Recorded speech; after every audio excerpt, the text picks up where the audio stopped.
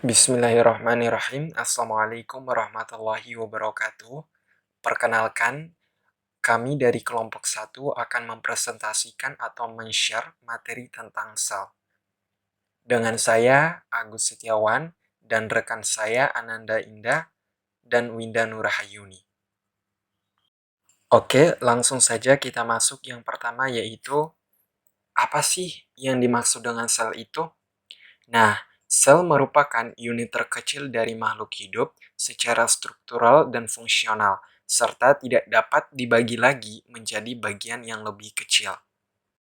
Secara struktural, artinya sel merupakan unit terkecil dari makhluk hidup, sedangkan secara fungsional, artinya sel memiliki kemampuan untuk dapat melakukan berbagai proses kehidupan, seperti perombakan, sintesis, respirasi, dan lain-lainnya. Oke, selanjutnya ini terdapat organisasi sel, mulai dari atom, terus membentuk molekul, terus membentuk makromolekul, kemudian membentuk organel, lalu membentuk sel, terus sel membentuk jaringan, dan jaringan membentuk organ, dan organ membentuk sistem organ, dan akhirnya menghasilkan organisme. Oke, langsung saja kita masuk pada pembahasan selanjutnya yaitu sejarah sel. Sejarah sel. Mikroskop majemuk dengan dua lensa telah ditemukan pada akhir abad ke-16 dan selanjutnya dikembangkan di Belanda, Italia, dan Inggris. Hingga pertengahan abad ke-17, mikroskop sudah memiliki kemampuan perbesaran citra sampai 30 kali. Ilmuwan Inggris, Robert Hooke, kemudian merancang mikroskop majemuk yang memiliki sumber cahaya sendiri sehingga lebih mudah digunakan. Ia mengamati irisan-irisan tipis gabus melalui mikroskop dan menjabarkan struktur mikroskopik gabus sebagai berpori-pori seperti sarang lebah, tetapi pori-porinya tidak beraturan.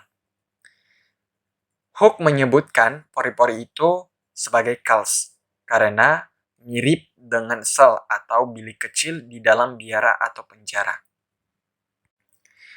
Yang sebenarnya dilihat oleh Hooke adalah dinding sel kosong yang melingkupi sel-sel mati pada gabus yang berasal dari kulit pohon ek. Ia juga mengamati bahwa di dalam tumbuhan hijau terdapat sel yang berisi cairan, seperti pada gambar di samping. Nah, pada masa yang sama di Belanda, Anthony van Leeuwenhoek, seorang pedagang kain, menciptakan mikroskopnya sendiri yang berlensa satu dan menggunakannya untuk mengamati berbagai hal.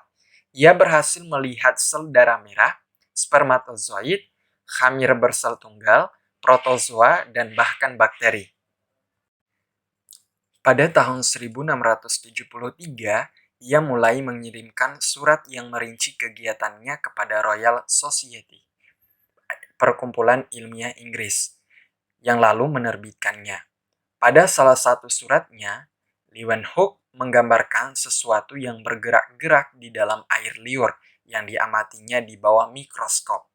Ia menyebutnya diertjen atau dierken. Bahasa Belandanya yang artinya hewan kecil, diterjemahkan sebagai animalcule dalam bahasa Inggris oleh Royal Society yang diyakini sebagai bakteri oleh ilmuwan modern.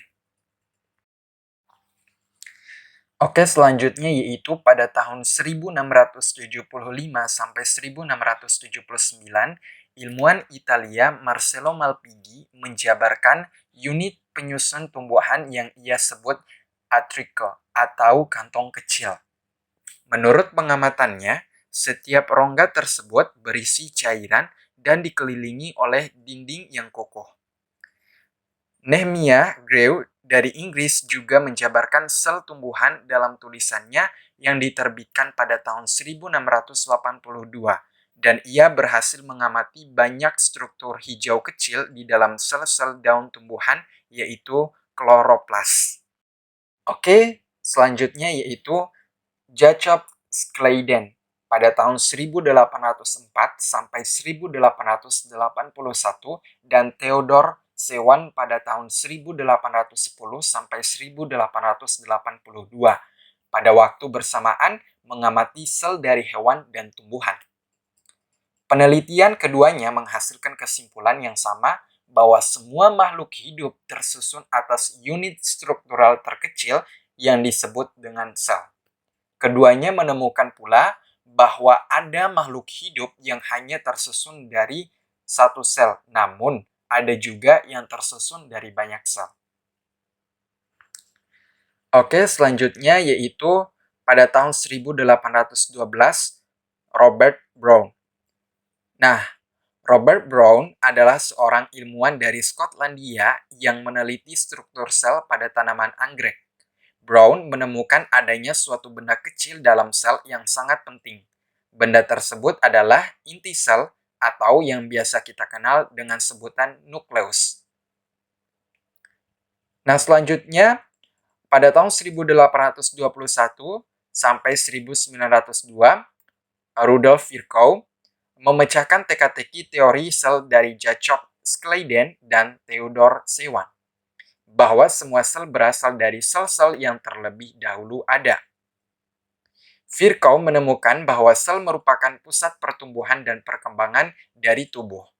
Hingga sekarang, penelitian tentang sel masih terus dikembangkan, terutama dalam bidang medis. Penemuan Robert Hooke pada tahun 1665 membawa sumbangsi besar pada kesehatan manusia, terutama pada penyakit-penyakit yang berkaitan dengan genetik. Oke, next. Selanjutnya kita masuk dalam pembahasan tentang teori sel. Adapun macam-macam teori sel yaitu yang pertama, teori sel Robert Hooke pada tahun 1635 sampai 1703. Seperti yang kita kenal tadi, Robert Hooke adalah seorang polimat Inggris yang memainkan peranan penting dalam revolusi ilmiah melalui kerja eksperimen dan teoritis. Dia dilahirkan di Freshwater, di Pulau Wight. Hooke menerima pendidikan awal di sekolah Westminster.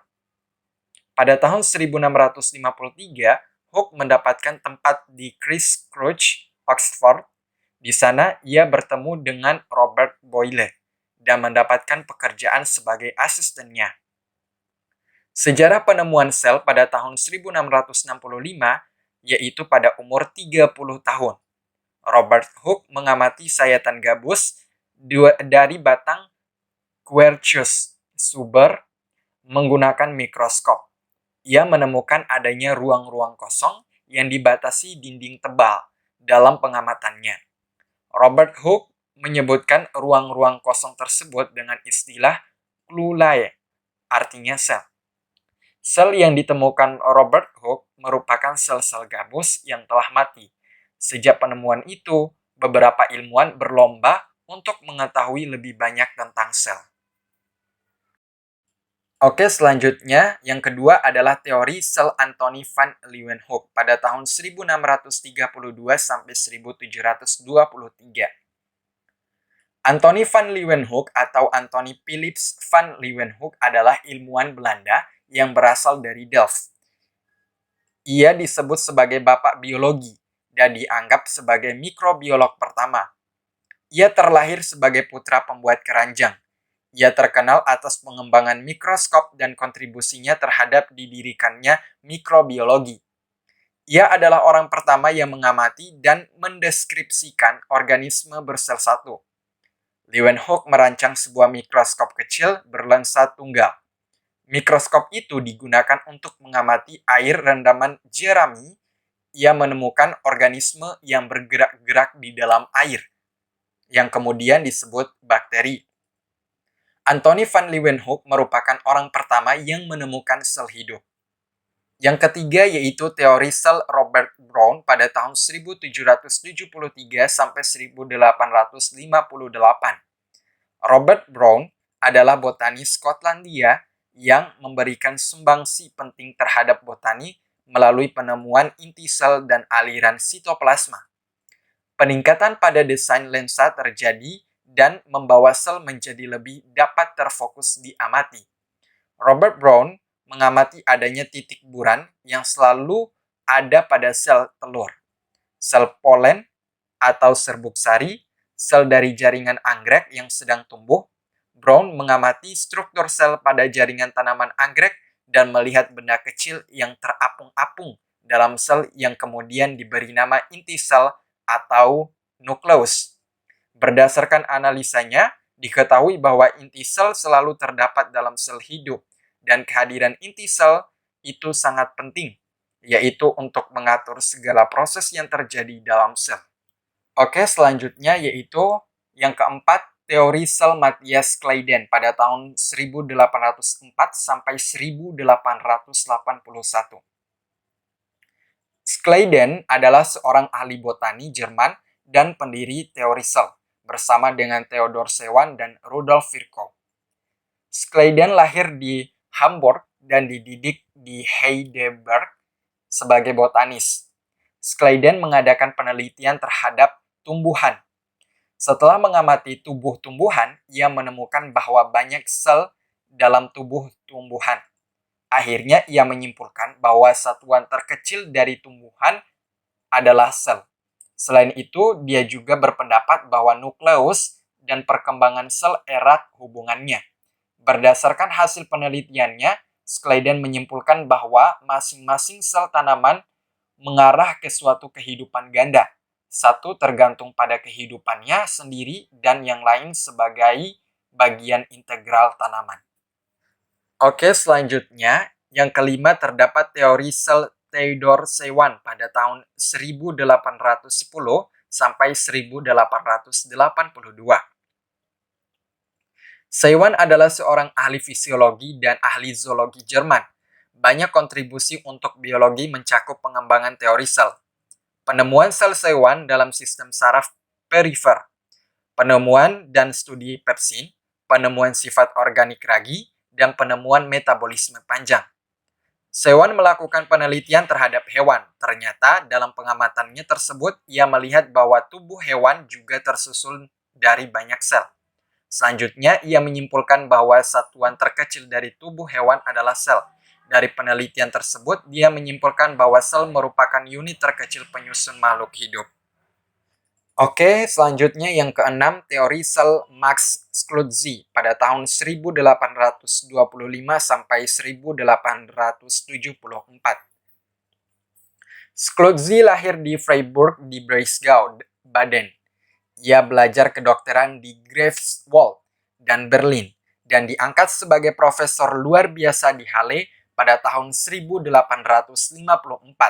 dan 5 tahun kemudian profesor biasa anatomi dan histologi dan direktur Institut Anatomi di Bonn. Dalam teorinya, Schulze menegaskan bahwa protoplasma merupakan dasar-dasar fisik kehidupan. Protoplasma bukan hanya bagian struktural sel, tetapi juga merupakan bagian penting sel sebagai tempat berlangsung reaksi-reaksi kimia kehidupan. Protoplasma juga merupakan tempat terjadinya proses hidup. Dari pendapat beberapa ahli biologi tersebut, akhirnya melahirkan beberapa teori sel antara lain. Yang pertama, sel merupakan unit struktural makhluk hidup. Yang kedua, sel merupakan unit fungsional makhluk hidup. Yang ketiga, sel merupakan unit reproduksi makhluk hidup. Dan yang keempat, sel merupakan unit hereditas. Oke, selanjutnya. Yang ketujuh, teori sel Rudolf Virchow pada tahun 1821 sampai 1902. Virchow adalah seorang dokter, patologis, sejarawan, ahli biologi, dan politikus Jerman. Virchow mempelajari ilmu kedokteran di Berlin pada Akademi Militer Prusia. Ia lulus pada tahun 1843 dan menjadi profesor pada tahun 1847. Dengan alasan politis, ia pindah ke Würzburg 2 tahun kemudian dan bekerja dalam bidang anatomi. Ia kembali ke Berlin pada tahun 1856. Virchow dikenal dengan berbagai penemuannya. Ia adalah orang pertama yang mengenal leukemia dan amat dikenal dengan hukumnya, yaitu omnis cellula e cellula, yang artinya setiap sel berasal dari sel lainnya, yang ia kemukakan pada tahun 1855.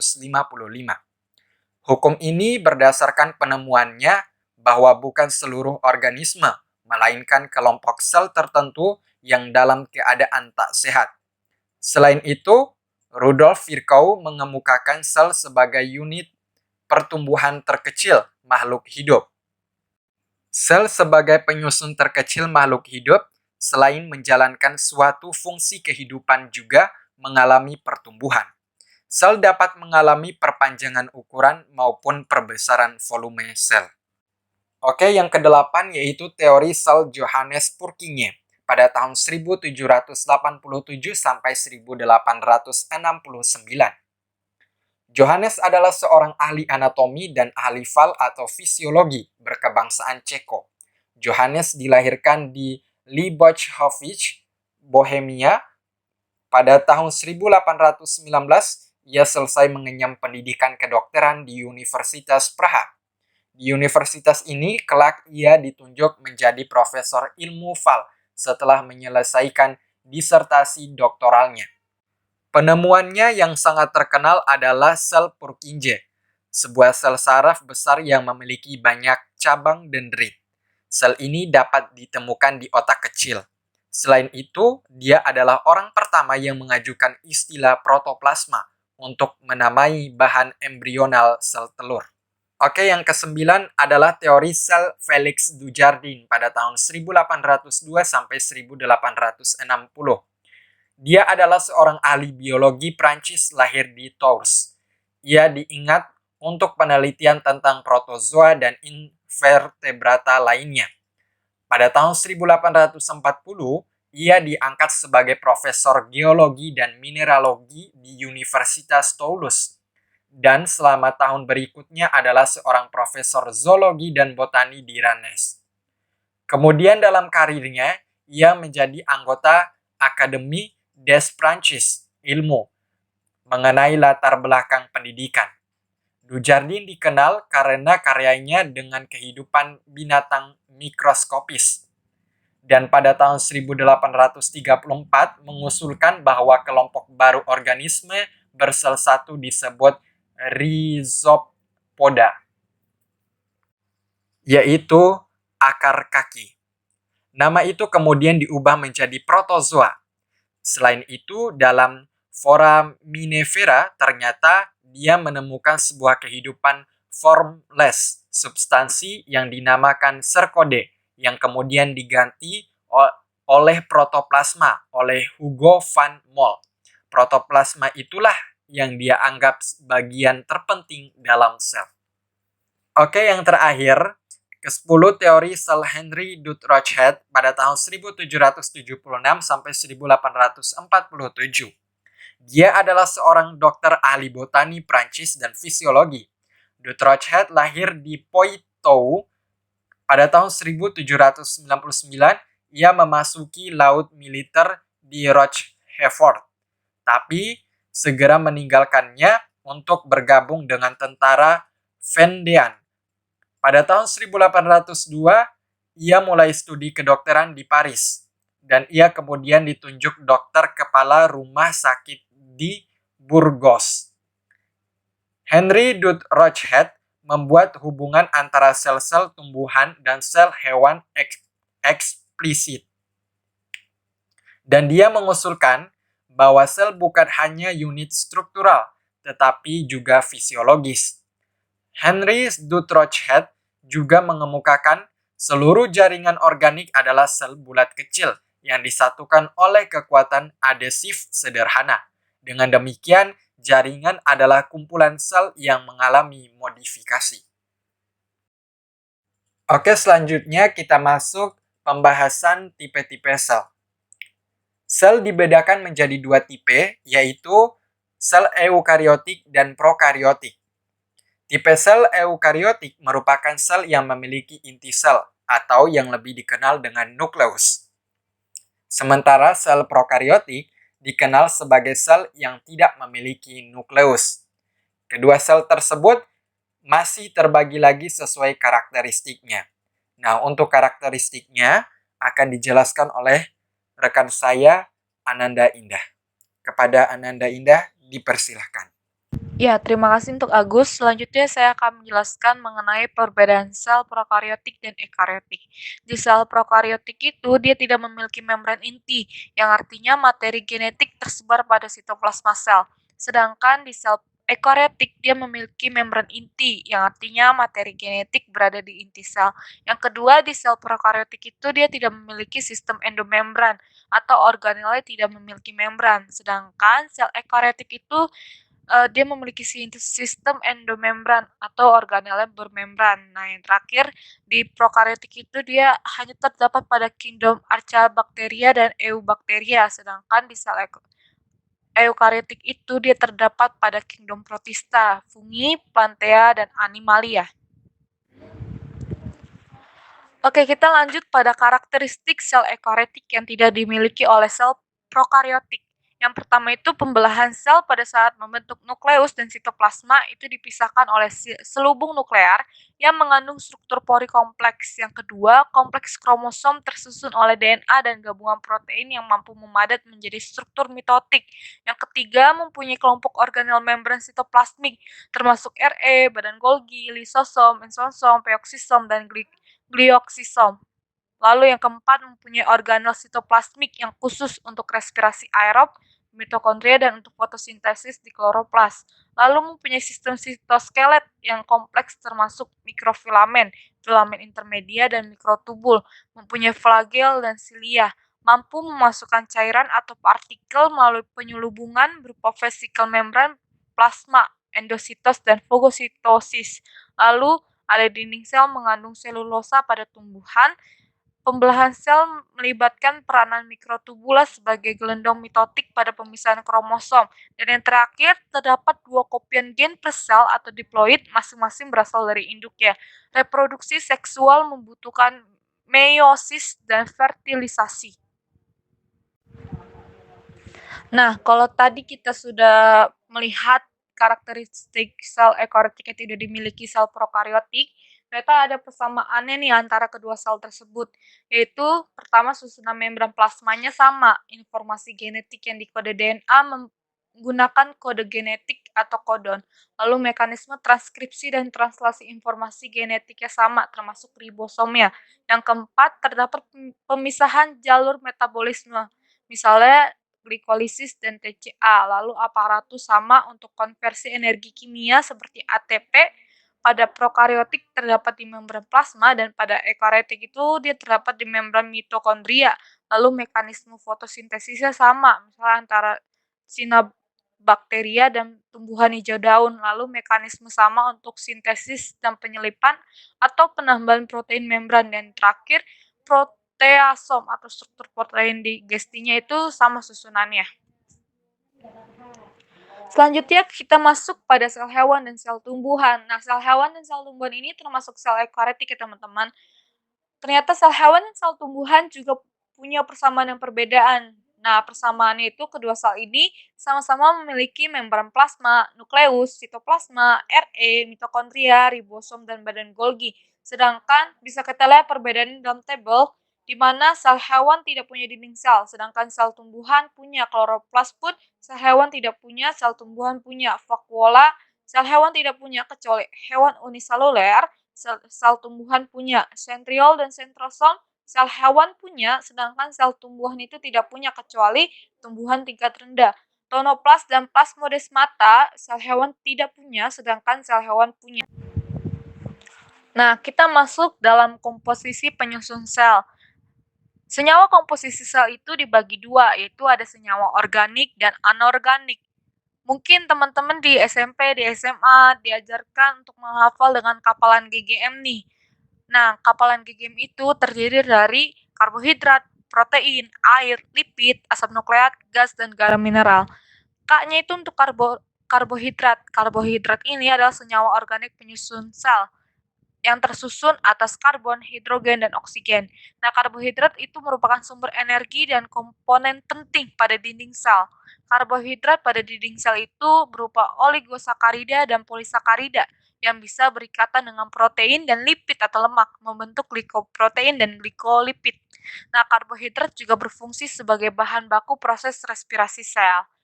Lalu yang kedua ada P. P-nya itu untuk protein. Protein itu juga merupakan unsur organik terbesar penyusun sel.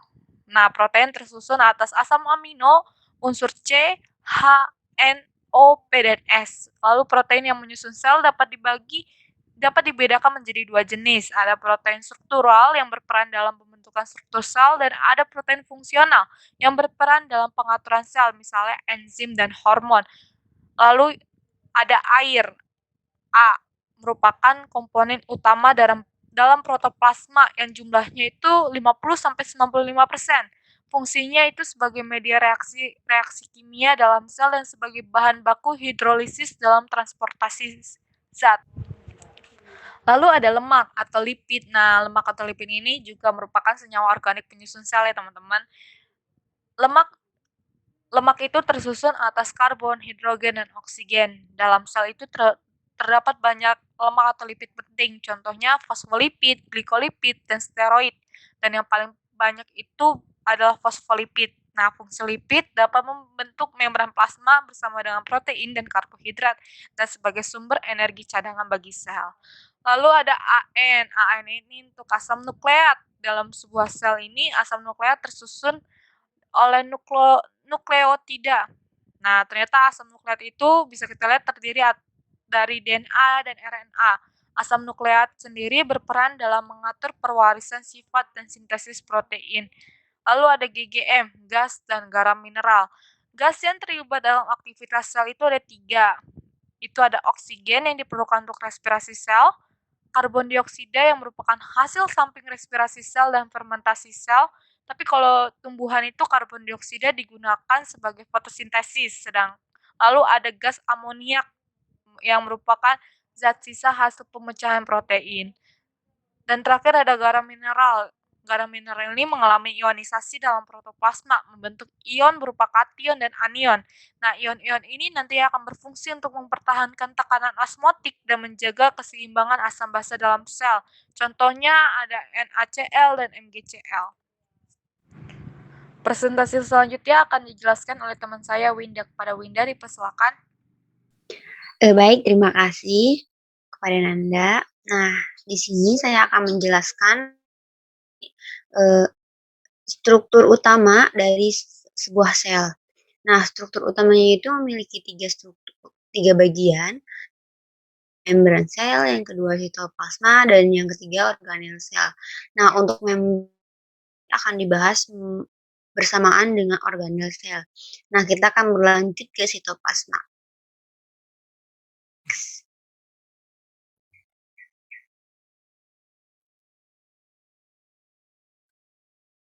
Sitoplasma.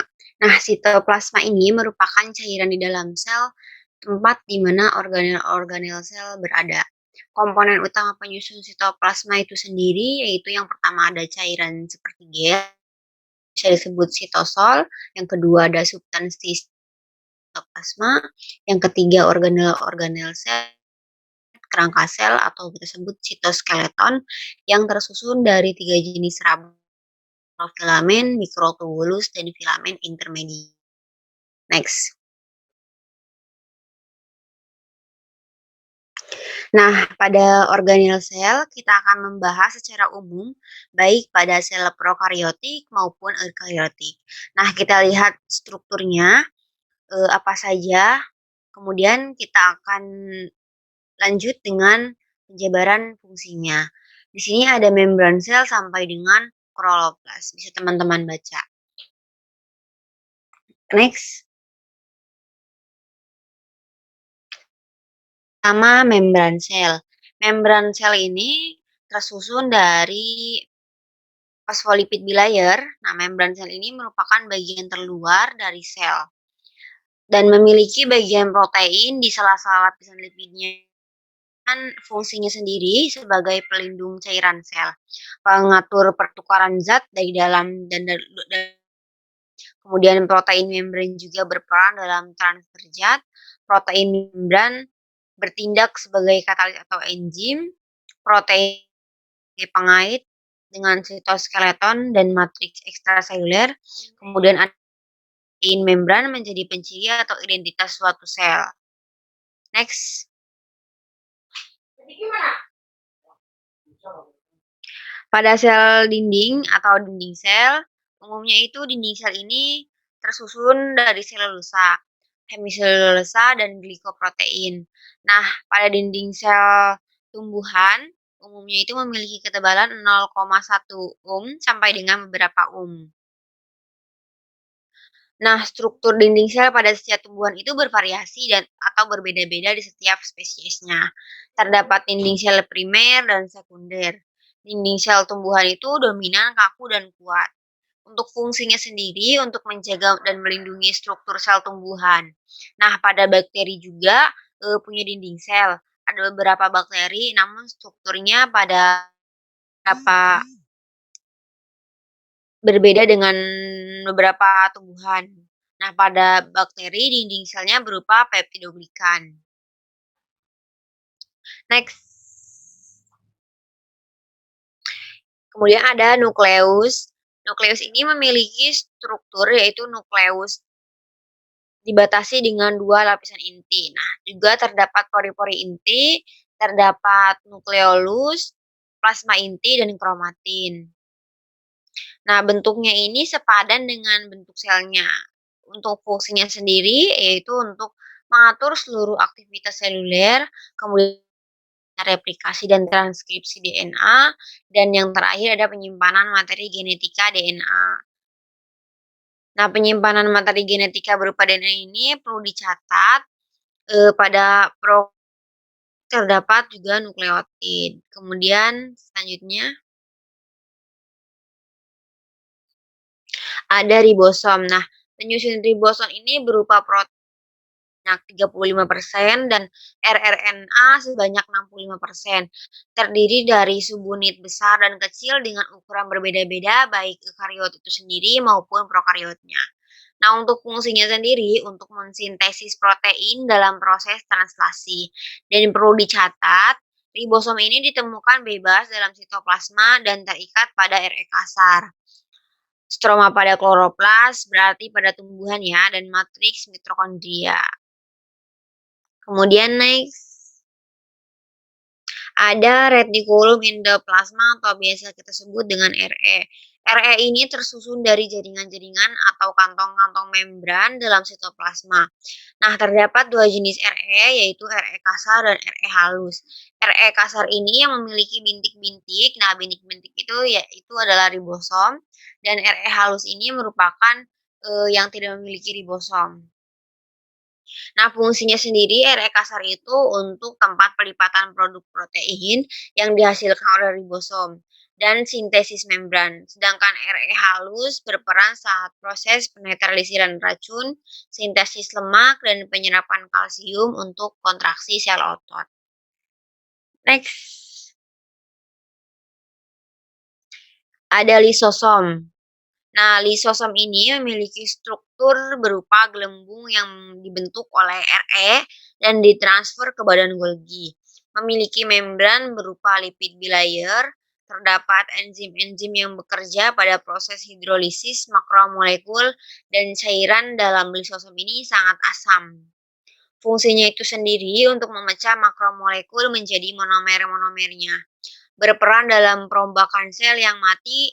Dalam sel darah putih, lisosom ini berperan dalam membunuh bakteri patogen yang akan menyerang. Next. Kemudian ada badan Golgi atau aparatus Golgi tersusun dari membran yang berupa tumpukan atau lipatan kantong pipih dan berada dalam sitoplasma. Nah, dalam badan Golgi ini tidak ditemukan ribosom. Terhubung langsung dengan RE, fungsinya itu sendiri sebagai tempat pembentukan glikoprotein, tempat pemrosesan protein pasca translasi, dan mengatur pemisahan zat-zat dalam sitoplasma. Next. Ada mitokondria. Mitokondria ini bentuknya seperti roti, berbentuk granula memanjang dengan membran tipis berupa lipoprotein. Terdapat 2 membran, yaitu membran luar dan membran dalam. Terdapat juga sekat-sekat kecil di bagian dalam mitokondria seperti tonjolan-tonjolan dan terdapat juga DNA yang dikenal sebagai DNA mitokondria. Fungsinya itu sendiri menghasilkan energi berupa ATP, berperan dalam proses fosforilasi oksidatif dan rantai transfer elektron. Next, ada peroksisom. Peroksisom ini mirip seperti lisosom dan berbentuk bulat, tidak beraturan, dan kasar yang dilapisi membran lipid bilayer. Di dalam peroksisom ini ada granula berbentuk padat seperti kristal atau disebut juga padatan enzim pada peroksisom. Fungsinya itu sendiri untuk menghilangkan hidrogen dari suatu molekul dan menghasilkan hidrogen peroksida dan berperan juga dalam pemecahan asam lemak. Next. Sentrosom. Sentrosom ini berada di daerah dekat nukleus dan biasanya merupakan pusat pengendalian. Nah, tersusun dari sepasang sentriol di mana setiap setnya terdiri dari 9 set mikrotubula, yang terdiri dari 3 mikrotubula. Selain sentriol, terdapat juga perisentriolar yang terdiri dari protein perisentrin, tubulin, dan linein. Fungsi mengatur siklus sel dan berperan dalam pembelahan sel. Juga sebagai pusat pembentukan mikrotubula. Dan biasanya pada sentrosom ini hanya ditemukan pada sel hewan, karena pada sel tumbuhan tidak mempunyai sentrosom. Next. Ada vakuola. Vakuola ini struktur organelnya diselimuti membran tipis dan di dalamnya berupa cairan yang berisi berbagai senyawa, termasuk metabolit sekunder. Vakuola yaitu vakuola makanan dan vakuola kontraktil. Fungsi dari vakuola makanan itu sendiri memecah makromolekul, sedangkan kontraktil itu contoh protista air tawar berfungsi air dari dalam sel. Fungsi lainnya itu untuk tempat penyimpanan senyawa-senyawa penting. Nah, jika vakuola pada tumbuhan itu ukurannya umumnya lebih besar dan beberapa sel hewan memiliki vakuola namun ukurannya lebih kecil. Next, ada kloroplas. Nah, kloroplas ini spesifik berada pada organisme atau sel yang bisa melakukan fotosintesis. Nah, berarti tumbuhan ya. Nah, terdapat zat hijau atau disebut klorofil dan enzim-enzim penting dalam fotosintesis. Dilapisi dengan 2 membran dan di dalamnya terdapat tilakoid atau pundi-pundi kecil. Nah, dan DNA kloroplas. Fungsi vakuola ini berperan sebagai proses fotosintesis untuk menghasilkan glukosa. Perlu dicatat, terdapat organel yang berkaitan kloroflas yaitu plastid yang berguna dalam menyimpan amilosa atau pati. Nah, untuk tumbuhan selain yang berwarna hijau seperti merah atau kuning, mereka juga mampu berfotosintesis karena tidak melulu semuanya warna hijau. Nah, selanjutnya ada fungsi sel. Nah, fungsi sel sendiri akan dijelaskan oleh Nanda. Baik, terima kasih Winda. Selanjutnya saya akan menjelaskan tentang fungsi sel. Fungsi sel sendiri itu ada 2 dalam metabolisme dan dalam komunikasi sel. Nah, apa sih itu metabolisme? Metabolisme itu adalah semua reaksi kimia yang terjadi di dalam tubuh makhluk hidup. Jadi di dalam tubuh makhluk hidup, termasuk kita manusia itu, banyak sekali reaksi kimia yang terjadi di dalam sel. Nah, semua reaksi kimia dalam makhluk hidup itu membutuhkan enzim. Enzim sendiri nanti akan dibahas lebih lanjut pada kelompok selanjutnya, kelompok enzim. Lalu metabolisme itu dibagi menjadi 2, ada katabolisme dan anabolisme. Singkatnya itu katabolisme itu reaksi pemecahan dari zat-zat yang kompleks menjadi sederhana lagi. Sedangkan untuk anabolisme itu kebalikannya. Dia adalah reaksi pembentukan dari zat-zat yang sederhana menjadi zat-zat yang kompleks. Katabolisme itu dibagi menjadi 2, ada respirasi aerob yang membutuhkan oksigen dan respirasi anaerob yang tidak membutuhkan oksigen. Biasanya energi yang dihasilkan oleh respirasi anaerob ini lebih sedikit daripada respirasi aerob.